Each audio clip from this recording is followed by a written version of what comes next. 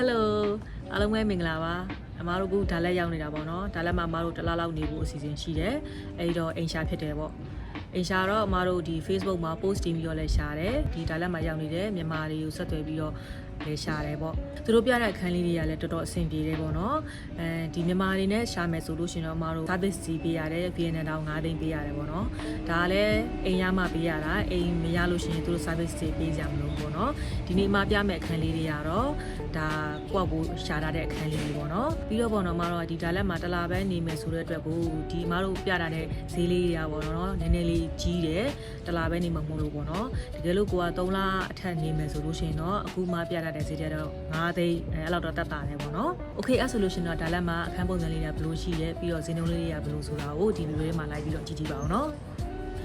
အခုကတော့ဒါအမားတို့ပထမဆုံးကြည့်မဲ့တိုက်ပေါ့နော်ဒီတိုက်ကအမားတို့ service apartment လို့လည်းဖွင့်နေ hotel လို့လည်းဖွင့်နေလို့ပြောတယ်ဒီမှာသူနှခမ်းပြပေးမယ်လို့ပြောတယ်ပေါ့နော်တွားရေးလာရေးအဆင်ပြေတယ်ဒီလမ်းထိပ်မှာအမားတို့ဈေးလေးလည်းတွေ့ခဲ့တယ်ပေါ့နော်တမောက်ဆုံးအခန်းကတော့အမားတို့ ground floor မှာရှိတယ်8 million ပေးရတယ်1 bedroom ပေါ့နော် facility တွေပါပြီးသားမီးတော့မပါဘူးကျန်တာတွေအကုန်လုံးပါတယ်ပေါ့နော်မီးကတော့ကိုယ့်အကိုတက်ပေးရမယ်ဒီဒုတိယအခန်းကတော့ B2 မှာရှိတာသူက2 bedroom တစ်လကို10 million လို့ပြောတယ်သူလည်းအကုန်ပါပြီးသားမီးရလွဲပေါ့နော်မီတာကတော့ကိုယ့်ကိုပေးရမယ်သူက B2 မှာရှိတယ်ဆိုပေမဲ့ဝရဏအကြီးပါတယ်အဲ့အကြီးမှာလည်းအခုလိုမမြင်ရတယ်ပေါ့နော်အဲ့တော့ B2 မှာဆိုပေမဲ့ဟိုအောက်ဘက်မဟုတ်ဘူးပေါ့ဝရဏကတော်တော်လေးကျဲတယ်ဆိုတဲ့အတွက်ကိုမှတော့အင်ကြီးတွေပိုင်းလမ်းလို့အဆင်ပြေတယ်အနောက်က view လေးလည်းလှတယ်ပေါ့နော်ဒီ apartment လေးကလည်းခုန apartment နဲ့တလမ်းပဲချတာပေါ့ဒီတိုက်လေးကမစိုးအခန်းတော့မမြင်ရသေးဘူးဘေးနားမှာဒီလိုနေရာလေးတွေလည်းပါတယ်ထိုင်မို့နေရာလေးတွေ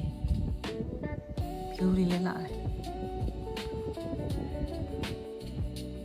ဒီတိုက်မှာကျတော့ तू က lobby လေးလည်းရှိရဲအဲ့တော့အမထင်တာက hotel လို့လဲ तू ကရက်တူလေးတွေငားမယ်လို့ထင်တယ်ပေါ့နော်အေးကျဒီတိုက်မှာလည်းပေါ့နော်နှခမ်းပြပေးမယ်လို့ပြောတယ်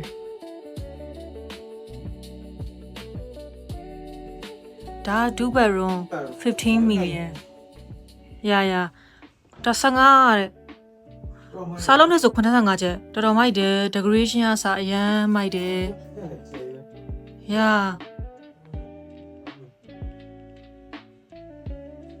တော်တော်တက်ရရှိရ decoration လေးလည်းကောင်းတယ်ဒါပေမဲ့15 million ဆိုတော့စင်ကာပူဒေါ်လာ85ကျပ်2 bedroom ပါတယ်ဒီမှာ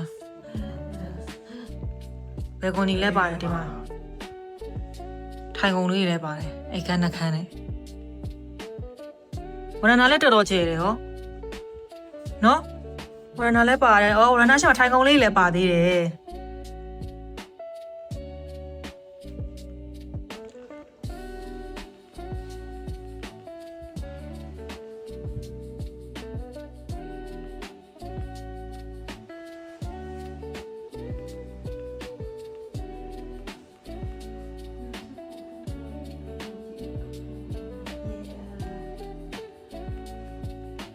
ဒါကဒုတိယအိတ်ခမ်းတော်လေးစင်ပြေတဲ့ light တွေလေးလည်းကောင်းတယ်ဒီမှာလည်းဝရဏ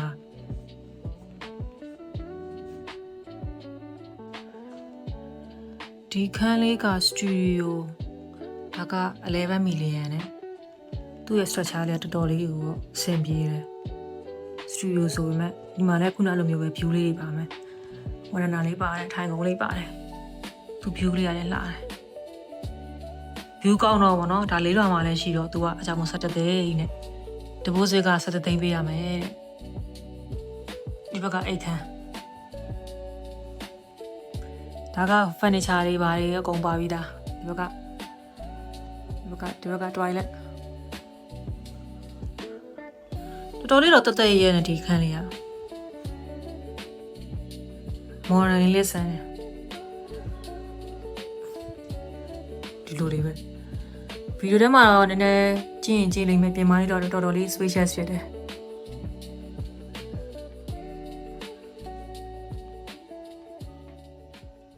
အမောက်ဒီနေ့ကြီးခဲ့တဲ့အိမ်လေးတွေပေါ့နော်ပထမအိမ်လေးကိုတော့တိတ်မကြိုက်ဘူးဒါပေမဲ့ သူကဈေးသက်တာတယ်ပြီးလို့ရှိရင်သူ့ရဲ့လမ်းထိပ်မှာဈေးရှိတယ်ပေါ့နော်ဒုတိယအိမ်လဲသူ့ရဲ့လမ်းထိပ်မှာဈေးရှိတယ်သူက၄ရက်ကွက်ထဲမှာဆိုတော့ပေါ့နော်သွားရေးလာရေးပြီးလို့ရှိရင်ဝယ်တာချမ်းတာအစအကုန်အဆင်ပြေတယ်ပေါ့နော်ဒီဒါလက်မှာဆိုလို့ရှိရင်အမတို့3ရက်ကွက်4ရက်ကွက်ဆိုတာမျိုးထဲမှာပါတယ်ပေါ့နော်အဲ့တော့သွားလာလို့ကောင်းတယ်ဝယ်တာချမ်းတာအဆင်ပြေတယ်အားလေးတစ်ခုရှိတယ်ဒုတိယတိုက်ကြတော့ပေါ့နော်ဒုတိယတိုက်ကြတော့အမသဘောကျတယ်လင်းလင်းရှင်းရှင်းလည်းရှိတယ်ဒါပေမဲ့သူကဈေးများတယ်ပေါ့နော်အဲ့တော့ဒုတိယတိုက်လည်းတိတ်မကြိုက်ဘူးဒီနေ့ကြည့်ခဲ့တဲ့ဟာတစ်ခုစလုံးတိတ်တော့မကြိုက်ဘူးပေါ့နော်အဲ့တော့နောက်နေ့ကြည့်မဲ့ဟာလေးတော့ဘယ်လိုလာမလဲမသိဘူးပေါ့ဒီမှာအခန်းလိုက်ကြည့်တဲ့အချိန်မှာပေါ့နော်အမသတိထားမိတာတစ်ခုရှိတယ်အဲ့ဒါဘာလဲဆိုတော့ဒါနဲ့မတူတာပေါ့နော်ဒါနဲ့မှဆိုလို့ရှိရင်အမားတို့မီတာဖို့ရေဖို့တက်တက်ပေးရတယ်ဒီဒါလက်မှဆိုလို့ရှိရင်တော့အမားတို့တော်တော်များများကအကုန်ပါတာများတယ်ပေါ့နော်ဒါပေမဲ့အမဒီနေ့ကြည့်ရတဲ့အခန်းတွေကတော့မီတာကတက်တက်ပေးရတယ်ဒါပေမဲ့ပြီးခဲ့တဲ့ရက်တွေကကြည့်ခဲ့တဲ့အခန်းတွေပေါ့နော်အမအဲ့ဒါဗီဒီယိုတော့အများကြီးထားမိလိုက်ဘူးပြီးခဲ့တဲ့ရက်တွေကကြည့်ခဲ့တဲ့အခန်းတွေကတော့သူတို့အကုန်ပါတာများတယ်ပေါ့နော်ဥမာထားလိုက်တော့တစ်လောက်8မီလီယံဆိုရင်အမမီတာကရေကအကုန်ပါပြီးတာပေါ့အဲ့လိုမျိုးများတယ်ပေါ့နောက်တစ်ခုက deposit ပေါ့နော်ဒီဒါလက်နဲ့ဒါနန်းနဲ့ဘာကွာလဲဆိုတော့ဒီ deposit မှာလဲကွာတယ်ပေါ့နော်ဘယ်လိုကွာလဲဆိုတော့ဒါနန်းမှာကအမားတို့အပြည့်ပေးရတယ်ဥပမာတစ်လောက်8မီလီယံဆိုလို့ရှိရင်အမားတို့8မီလီယံအပြည့်ပေးရတယ်ဒါလက်မှာတော့အဲ့လိုအပြည့်ပေးရတာနည်းတယ်အမားတို့ပထမကြည့်ခဲ့တဲ့တိုက်ဆိုလို့ရှိရင်တစ်လောက်ကို8မီလီယံ5ခါပေးရတယ်ဒါပေမဲ့ deposit ကိုသူက 1.3 မီလီယံပဲတောင်းတယ်ပေါ့နော်ဒါပေမဲ့အမားတို့ဒုတိယကြည့်ခဲ့တဲ့တိုက်ကြတော့15မီလီယံရဲ့ပြီး11မီလီယံရဲ့ပေါ့နော်အဲ့ဒါကြတော့အမားတို့ 1 month deposit တောင်းတယ်အဲ့တော့အမားတို့က1 month deposit မပေးချင်ဘူးပေါ့နည်းနည်း short ပေးလို့ပြောလိုက်တော့အမားတို့11မီလီယံပေါ့နော်8မီလီယံ deposit ပဲပေးဆိုပြီးတော့ပြောတယ်ပေါ့နော်